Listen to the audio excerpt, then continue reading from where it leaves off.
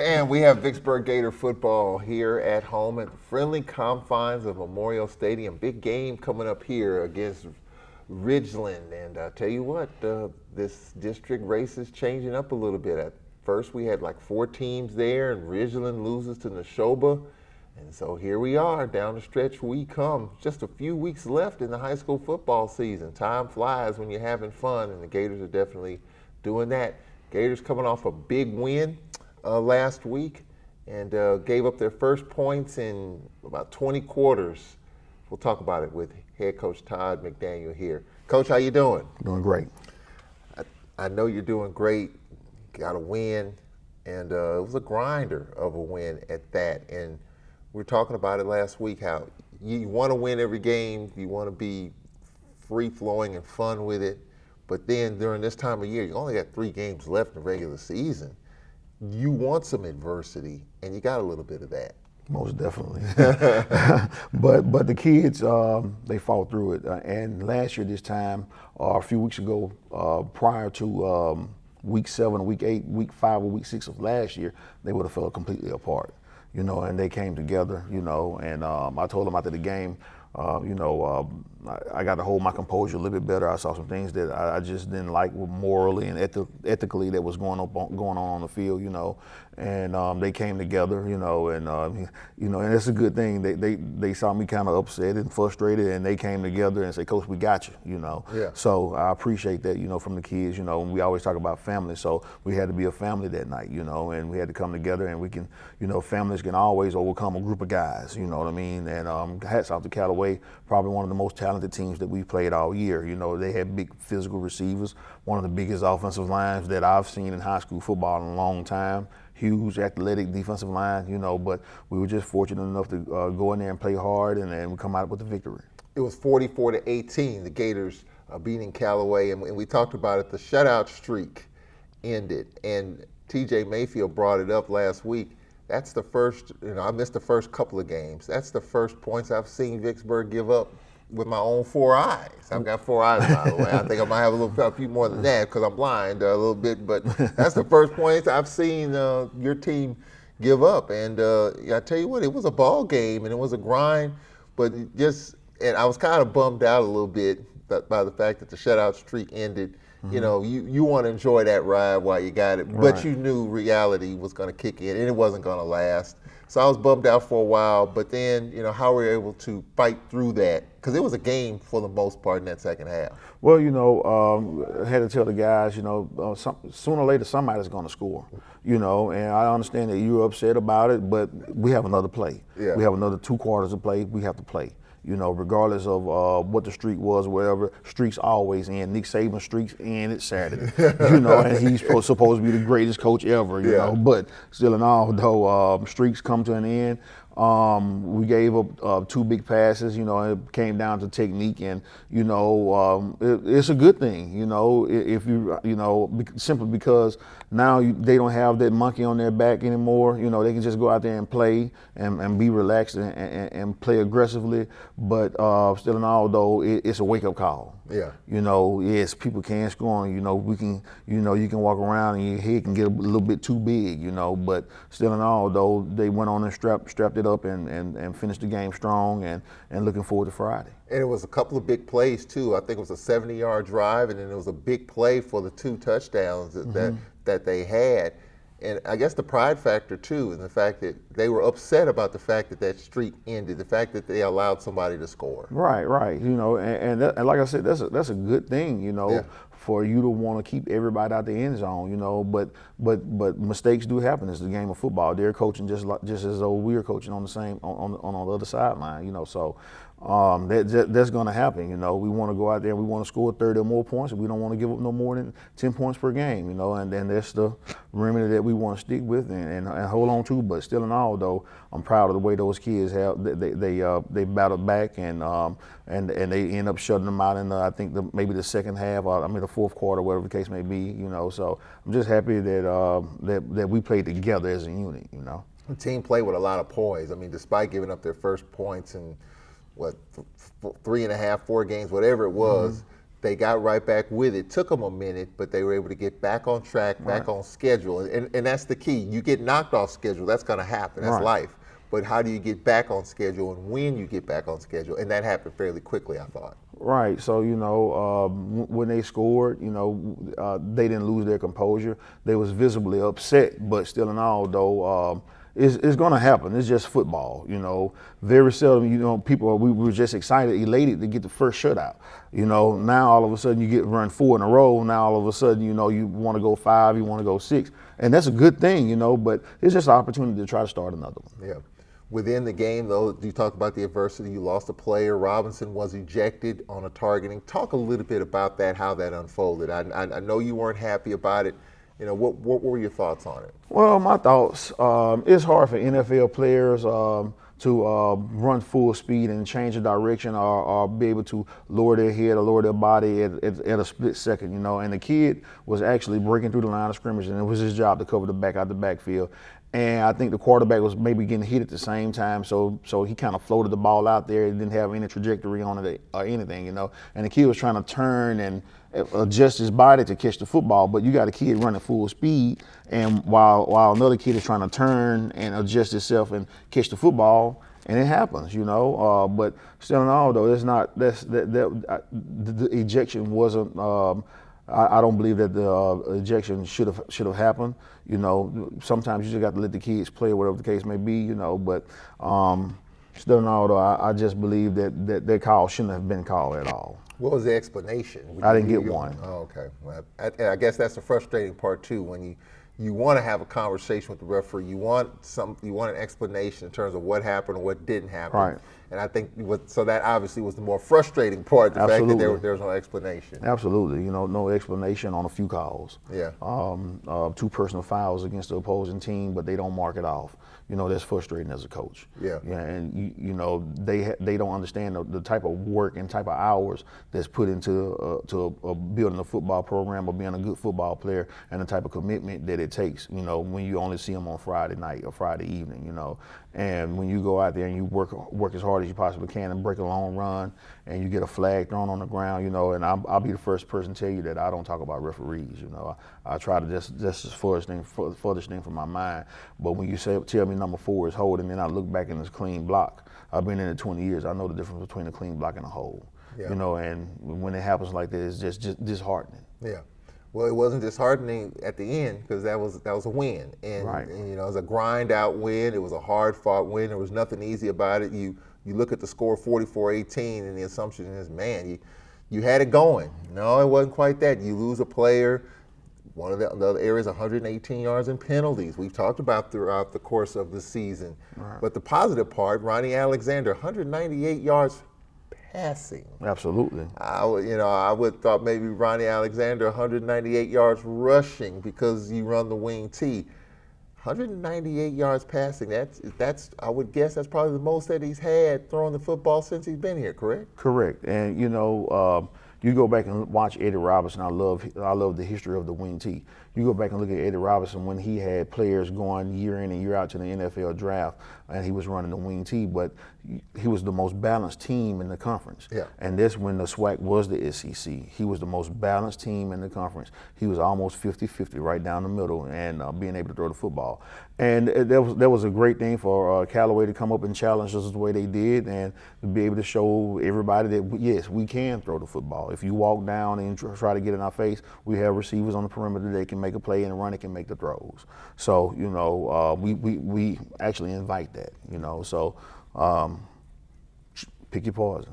Is that an underrated part of his game? And we don't talk a lot about him throwing the football because you all don't throw it that much. That's something you all continuing to work on. And what's the underrated or underlying story about him throwing the football, just his motion, his ability to push it down the field? Well, Ronnie's, people forget Ronnie just turned 15, Yeah. And early on in the year, our pass protection wasn't as good as we would have liked. But as the year has gone on, he has gotten better in practice. He's always thrown a good football. He probably would have had 300 if we missed a few targets the other night. But still in all, though, Just continuing to work at it, get better at our passing game, and because it's going to be a tall task if we can start averaging 198 a night, and then you have to line up and stop a team that's averaging over 300 some yards rushing. Yeah, and so we know that you can run the football. So is there a little more of a balance component to this now? I mean, he threw for almost 200 yards and a couple of touchdowns. You going to try to get this thing balanced or still run heavy for sure? Oh, well, my mentality is being physical at the line of scrimmage and run heavy, but still in auto, like I kind of told you guys earlier in the year, is that you're going to see receivers running down the field wide open, you know, and it's just a matter of time, you know, when we're going to continue to do what we do, but still in auto, we want to throw the ball at least 15 times a night, you know, and keep you honest and keep your safeties on the hash, but we have to let everyone know that, yes, we can throw the football. Yeah. We're talking with Vicksburg High Coach Todd McDaniel here on the pregame show. Big game against Ridgeland coming up. We'll get to it in just a moment. But Malik Montgomery, 3 rushing touchdowns. Man, the running game was pretty spot on. How would you assess that last week? Well, you know, I tell all the backs, we have about 5 or 6 backs, you know, and we tell them that, you know, we have 2 different groups, the fullbacks and wings. And some nights it's going to be the fullbacks night. They're going to try to take away the wing backs. Some nights it's going to be the wing backs night because they're going to take away the fullback, you know. So it's whichever. We never really know how they're going to line up to us. We see them on film, and everybody in our conference is spread teams, you know. So they only really get a chance to play our offense once a year, you know. So we see them in trips and double, and their base defense may be a 50 front or 40, whatever the case may be. But as you can see, you know, when we played Callaway, it was a 7-man front, you know. So it changes, you know. So and it, you know, when it changed that drastically, you know, you're on the sideline, you're looking like, hey, okay, look, let's just let Ronnie go. Yeah. You know, and we still was able to run the football, had some great creases and still in there, but if you're going to walk down the challenge just like that, we're going to throw the football. You and I talked about this, I think, either last week or a couple of weeks ago. You knew that was going to happen. At some point, if they're going to crowd the box, then you're going to have guys open. You can push the ball down the field more. And Callaway showed more of that, crowding the line, and you were able to make that happen. Right. Well, it's real simple. It's just a numbers game. If you put 7 at the line of scrimmage, that means you only have 4 defensive backs or maybe 3 defensive backs and 1 linebacker with 5 receivers. So somebody's going to be open, you know. So it's just mathematics, you know. So if you don't put the necessary people back there to cover the run, at least in cover 0, then somebody's going to be wide open. And so we're going to choose the math every time. Yeah, it sure was. And the Gators were able to run the football with efficiency, especially Colin Johnson. Talk a little bit about him. We don't talk about him quite as much of all the receivers. 71 yards rushing. Talk about his story. Well, second half, you know, Colin is he's small, but he's durable. And Colin is also a state powerlifting champion, and he really has great vision. And at the end of the half, I don't know if you guys realize, we probably ran the same play like 3-4 times in a row, and we just kept handing it to Colin, you know. And if you can't stop it, why not, you know? So the guys got a little bit more aggressive up front, you know, and they started firing off the ball a little bit better, and we ran the same play about 3-4 times, you know, and Colin finally stuck one, you know. So, but he's about 150 pounds, you know, but as you can see, he's a very physical kid, you know. He's not afraid of the contact, you know. So, but and extremely fast. So Colin is one of those guys that, you know, one of those sleepers that when you get him on the field, if he gets in open field, he's trouble. Yeah, and you were able to run you were pretty satisfied, obviously, with the way you're able to run the football. Absolutely. Yeah. I was satisfied with the entire team aspect, but offensively we went out there and we grinded out 44 points. I thought it could have been more, but it is what it is, you know.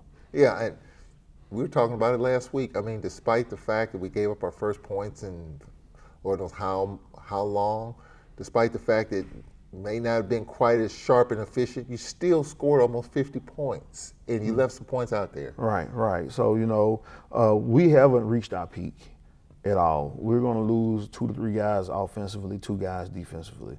We still have a very young football team. This is nowhere near the finished product of as crisp and as sharp as we want to be, or I've seen previous teams in my past be. So it's just like I said, a maturity. Yeah. You know, we headed in the right direction. We're right where we want to be. We at the point tonight we can clinch our first winning season in a while. We can clinch the 1 or 2 seed in the playoffs. You know, we're right where we want to be. And so let's get right into that. The Ridgeland Titans. They lost in the Neshoba 42-35. So you look at the standings. Neshoba's 5-0, and they play Jim Hill tonight. We're 5-0. Ridgeland, with their first loss last week, they are 3-1. So let's look at the Titans as they roll in here tonight. What did you see from that game last week in which they lost 42-35 to Neshoba? The philosophy has not changed, even though with the coaching change. They want to throw the ball all over the field. They have one or two big receivers that can go get it. They don't run as much as they used to a few years ago. Last year they were more pass happy. This year they were more pass happy, So, and they have a kid that can actually deliver the football, So we're going to have to be solid in coverage. We can't have any blown coverages, but most of all, our defensive line is going to have to apply pressure and stop the run, And if we can do that, I like our chances. This rivalry, this Ridgeland-Vicksburg rivalry. I mean, when you look at Ridgeland football, what comes to mind when you think of Ridgeland? Just a solid football program, a program that's going to be there regardless, and they're at the point that where we want to be, where people talk about us year in and year out, last few years we had to go through Ridgeland on the shoulder. I guess we're the new kids on the block, I guess, but we want to make sure that when we go and play, when people come to the swamp, it's not a gimme anymore, But the Ridgeland Titans, they're going to come in here and play because the same thing is on the line for them: a winning season, solidifying the number one and number two seed in the playoffs. They're going to come in hungry, and we got to match that intensity and go out there and play our A game. Defensively, you talked about how Ridgeland's more of a passing team, how they're going to sling it all over the yard. How would you assess your defense in terms of pass coverage? At the beginning of the year, our defensive line and offensive line I thought was going to be our strong suits on the football team. But as the year has gone on, our secondary is pretty good. We have two corners standing about 6'2", a free safety about 6'3", 6'4", and a gritty guy by the name of Eric Wesley, a 5'11", pounder type guy, but also cover very aggressive. And our linebackers underneath are roaming pretty good, they're really good athletes, So I like our chances. Yeah, we haven't called Wesley's name here the last few weeks. I think back-to-back games, he was really active, pick six. Are teams kind of going away from him? Well, Wesley's doing a lot of dirty work for us. He's getting down, he's coming off the edge, or whatever the case may be. He's playing robber in the middle of the field, and people have kind of shied away from throwing the football. Yeah. Their entire game plans have kind of changed, and it really, I think what caught us off guard last week was Callaway going up top. Our kids wasn't expecting that, but still in all, though, people have kind of changed their game plans as far as throwing the ball in the middle of the field and things of that nature. Is more dunks and dinks out to the sideline, to the perimeter, But Ridgeland is not going to change. They're going to do what they do, just like we're going to do what we do, So we're going to have to man up and plaster our guys, and hopefully at the end of the day we get some turnovers and be able to control that ball offensively. Yeah, that's one of the things last week that we saw from Callaway: different looks, different situations, because you're going to get different looks in different situations come postseason. And how is your team adjusting to it? How do they adjust to it on the fly? So yeah, it's a good thing that you want to see different things. And the shutout streak and all that, it's fun to talk about, but you knew it wasn't going to last. But at the same time, you want to see how your team handles different and unusual and crazy situations, and we're able to play through that. Right. So just for instance, last week, we haven't seen them. We have 4 or 5 film on them, and they never line up in double tight. So they kind of changed their game plan to actually protect the quarterback, because we do get off the quarterback pretty good, and they actually tried to run the ball a little bit more than they were accustomed to running, So, but those things, that's just part of it, We run a 4-4 on the defense. We'll shift to a 50 from here and there, So, but and like I said, in practice, they see a lot of things of that nature in practice that that they're accustomed to. So. Just make sure we align properly. That's 50% of the battle, and run to the football. That's another 40%. You look at the schedule, Coach. Next 2 games, Neshoba and Holmes County Central. So this is the last regular season home game, correct? Yes. So this is considered senior day? Yes. Talk a little bit about this senior class as they play their final regular season home game, and just what this senior class has meant to you coming in here. You came in late last year and just building this thing. You're right there on schedule, and these seniors are a big part of it. Well, this group of seniors, we have about 9 seniors, and they have done everything that we have asked them to do. And they're reaping the benefits and the rewards from that by coming in. Matter of fact, I wish they were a little bit more vocal. They're not as vocal as I would like, but they have come in. They have shown up to work every single day, and actually, just they've been leaders on the team. Not as vocal as I would like, but they have led by example. So I'm gonna miss them. It's gonna come around every year. But we're gonna make sure that we want those seniors to leave out with a bang. Yeah, they deserve it. I know. I was around one coach. Every senior night, he cries. He kind of tears up because you put so much into it, and for them to play their last regular season home game, it's tough. And so it does. Does it pull at your heartstrings a little bit? Every senior class that you've dealt with at all your stops. Well, it's kind of crazy because you remember all those guys. You see them and you have done a good job when they walk up and hug you. And it's been 15 years, So, and I'm telling my age now, but I'm kind of getting, but yeah. It's just great to see those guys turning into young men. Yeah. Right.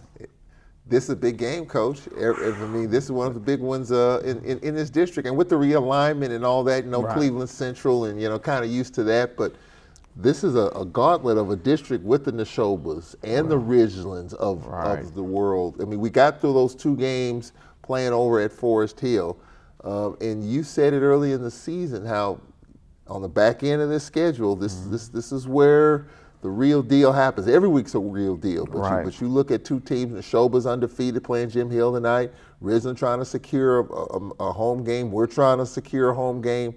You kind of knew this was coming, and here we are. Right, it's right where we want to be. Yeah. We won't want to be any other place. It gives us the opportunity to go out and last regular home game of the year, be able to come out with our home fans, and one of the biggest games of the year for us, and be able to showcase our talent.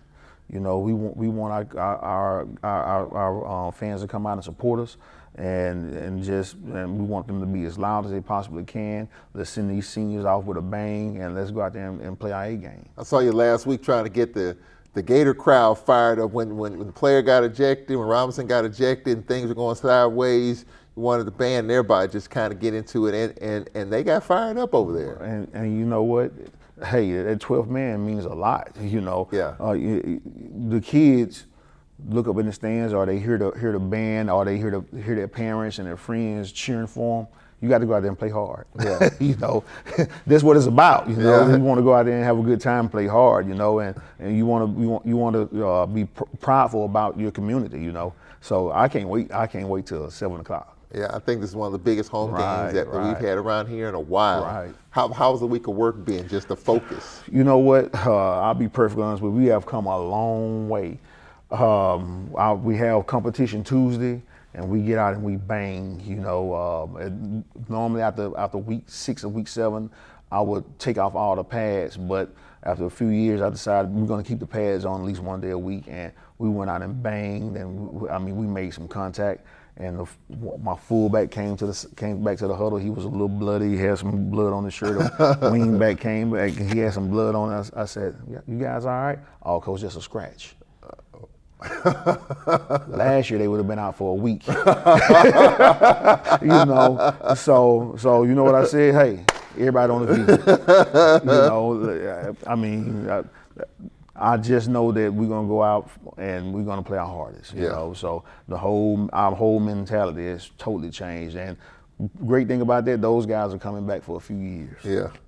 This is a fun time of year, especially when you got something to play for, a district championship, smiles all around. Right. We're gonna be talking with the principal at halftime, but just Talk about the vibe around this building, around the school here throughout the course of the year, especially as the winning started, the shutout streak was going. How's been the vibe around the building? Well, you know, it goes back to our principal, Dr. Davis. You know, she wants it back to excellence. You know, and I told her we were going to do our best to help us reach that goal. And so and the vibe around this campus is like the weeks are flying by. Yeah. You know, it's like it's just like flying by so fast. You realize, okay, what's going on? You know, we in week 9, week 8. You know, Yeah. so. And when you have a good football program or a good football team, your discipline goes down. Everybody can't wait to get to school. Teachers' days go by much faster. You know, the city has a buzz about itself. You know, they have a right to stick out their chest about something. The parents go to work happy on Monday and talk about their babies. You know, it's just football is really ignition for something great. You know, Yeah. so. I'm just happy to see it. I'm just happy to see our kids experience it. And we'll be happier if we get a win here. You'll be even happier about that. Absolutely. So, you know, but for us to come from where we come from, we want to go out and get it. And we're not quite there yet. No, we're not. But More steps to go. Right. Coach, let's go get them. let's go. That's Vicksburg High Coach Todd McDaniel here on the pregame show. We are going to be talking to Dr. Davis, the principal here at Vicksburg High School at halftime. TJ Mayfield will have that conversation. She's excited. I saw her in the grocery store the other day. She said she loves a winner. Right. Saying we'll talk about it at halftime. We'll take a break. Play-by-play story coming up after this timeout.